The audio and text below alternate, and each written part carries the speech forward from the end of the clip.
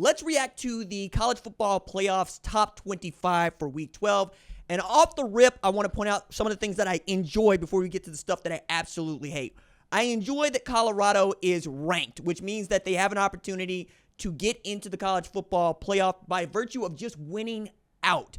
They win every game left on their schedule. They will not only make the college football playoff, they will make the college football playoff as a top 25 team, and Power 4 conference champion means they're going to get into one of those top 4 seeds. I also love this for Southern Methodist, who is first team out according to these rankings, but that's misleading. It's misleading because Southern Methodist has a half game advantage over Miami at the top of the ACC standings. All they got to do is win out, and they're in the ACC title game, perhaps against Miami, perhaps against Clemson. But if they win every game they play, we're talking about Colorado and SMU joining the top 4 of the highest ranked conference champions in the sport and getting that first round bye, which I think is wildly important for a program like Colorado, because Travis Hunter plays both ways and he needs the extra rest. If you can get him the extra rest, we would all love to see Prime in the college football playoff. We would all like to see Prime making a run toward the national championship because that program is entertaining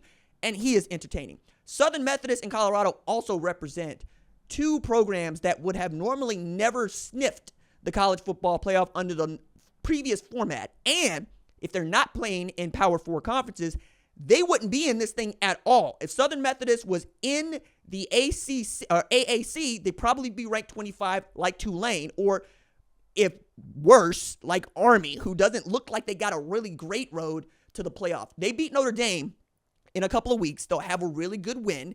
And if they go undefeated, I think they can unseat Boise State for that 12 seed. They're ranked number 13, but they moved to the 12 seed as the highest ranked presumptive conference champion. But I don't think that, again, an Army that goes and wins its conference championship is undefeated is going to get left out over a one-loss Boise State.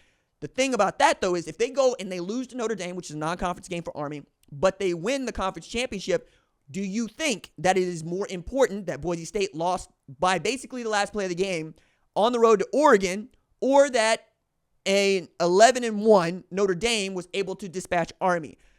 If you got a Mountain West championship versus an American championship, you're probably going to go with Boise State and Ashton Jeanty, who needs just 895 yards to break Barry Sanders' record of 2,628 rushing yards. I was thinking about this. The best tailback that we have seen since Ashton Jeanty is actually 2022 Quinshon Judkins, who rushed for 1,567 yards, 16 TDs. Well, Ashton Jeanty's already got 1,734 yards, and he ain't need no 274 carries to do it. To which I'm going to tell you, Quinshon Judkins broke every record except the one that Herschel Walker set in 1980 when he rushed for 1,616 yards on 274 carries in 1980 as a true freshman. And that's who his company is. His company is Herschel Walker. It's a different sport at that time, but also put Ashton Jeanty in the SEC. Does he still have these numbers? I submit to you he does not. The SEC is a more difficult league to play in. What Ashton Jeanty's been able to do against everybody else is important, but I'm not going to tell you that the 192 he put up on Oregon is what he would be doing against SEC competition. I think he would be as good as Quinshon Judkins, but I don't think that he'd be in the same ballpark of rushing for 2,600 yards. And more perspective here is Quinshon Judkins didn't even rank in the top 10 in the Heisman voting in 2022, where Herschel Walker ranked at number 3. Like, he got the 3rd most votes. Ashton Jeanty's already ahead, and he should be, right? He's probably going to get the 3rd or even 2nd most votes for the Heisman Trophy, but this is a Travis Hunter Award this season. That man has played both ways. He's on a team that has an opportunity to also win a Power 4 championship and a program that nobody thought was going to be good. And all of the programs that we did think were going to be good in the Big 12 are bad. Matter of fact, every game that Colorado's going to play from here on out, they're favored to win against a losing program. And those losing programs include Utah, Kansas, and Oklahoma State. All 3 of those programs were expected to be competing for the Big 12 championship. And right now it is BYU, Colorado, Iowa State, Kansas State, right? I think for SMU, this is even more cool because, again, if you don't make the move to the ACC, you don't have this opportunity. So it is worth foregoing the money that they were going to get paid last year in the American, that they're not going to get paid in the ACC, for this exposure for Rhett Lashley and what it could do for their program going down the line. The thing that really upset me the most about these particular rankings is having Indiana at number 5, which is more about having them behind Penn State. And that's ridiculous. That's stupid. I don't know what the committee is looking at because they're not watching the same sport that we are. Indiana has beaten common opponents that Ohio State and Oregon have played by more. Ohio State beat Michigan State 38-7, okay, in East Lansing. Well, Indiana went up to East Lansing and beat them 47-10. Michigan State went to Oregon and lost 31-10. If you're compare them to the teams in front of them, not to Penn State or any of these other teams behind. But even we can keep going here.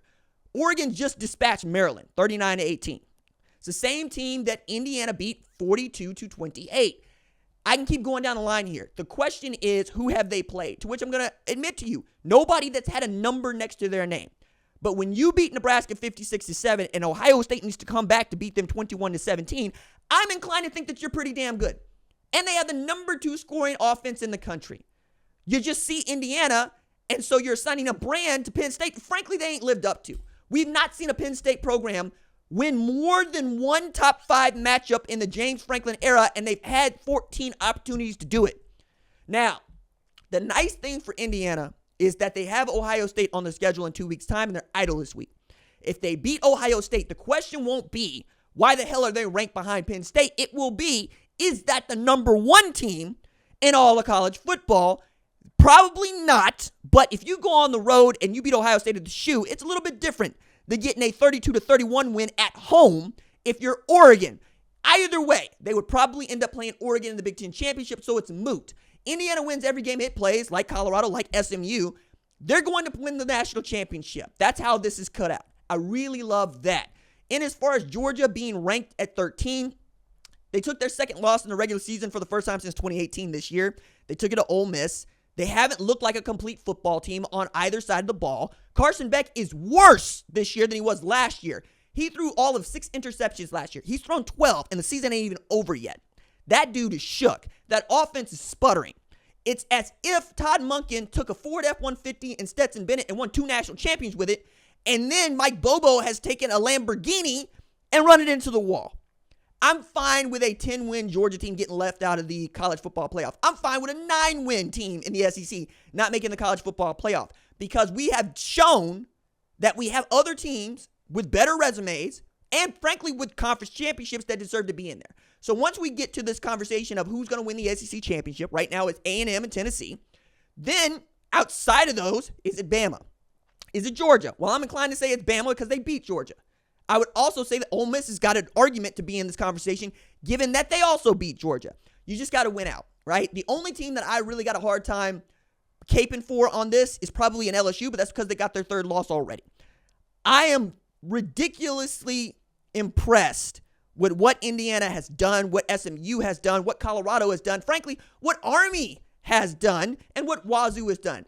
I think all of those teams are worthy of a college football playoff selection, but only one of those teams, 2 of those teams, 3 of those teams might be able to actually make this thing on the merits of the format. The format says 5 highest ranked conference champions, and frankly, when we made this format, we were thinking there were 5 Power 5 conference champions, and we only got 4. It was going to be 5 plus 1, with the 6, but now we got extra spots, right? Notre Dame is probably going to steal one of those. Now, who do you think are the 3rd and 4th best teams in the Big Ten and SEC? And do you think the 2nd best team in the Big 12 is worthy of one of those spots? I don't think the Big 12 is going to get in more than one. It's going to have to be their conference champion. So there is very little room for error if you are one of these teams that is on the bubble. Just win every game you play, and then we'll see.